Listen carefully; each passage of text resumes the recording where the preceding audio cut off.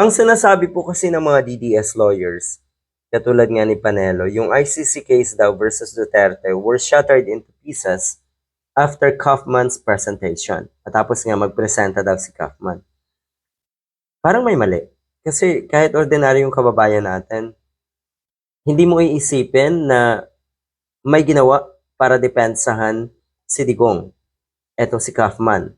Wala eh. Ang totoo niyan, binanatan niya ang nasa Malacanang.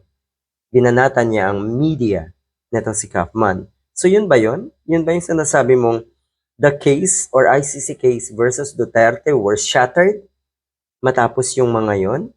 O di ba? Inamin pa nga ni Kaufman na dapat daw paimbestigahan din si PBBM on the same scenario, on the same phenomenon yung nangyari kay Digong. Ibig sabihin, inaccept niya, inamin niya na malala yung ginawa ni Duterte. At gusto niyang paimbestigahan din sa katulad na ginawa daw si PBBM. O doon pa lang, may pag-amin etong si Kaufman. Sa tingin ko, lalong nilagay sa kapahamakan, lalong nilagay sa alanganin etong kaso ni Digong or si Digong mismo netong si Kaufman. Ang sinasabi dito, contradictions between among the so-called witnesses, even contradiction with the witness himself or herself. Based on hearsay, double hearsay, speculation, yun lang ang mga sinasabi nila eh.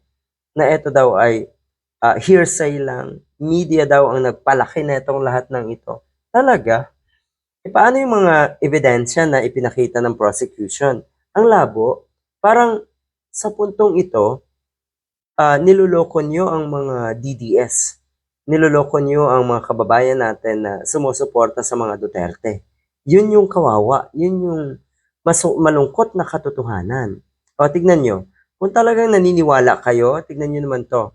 Kung talagang naniniwala kayo na malakas ang kaso, malakas ang depensa ni Digong, o ay bakit kayo mga mukhang basang sisiw sa lungkot at mukhang hopeless ang mga itsura nyo?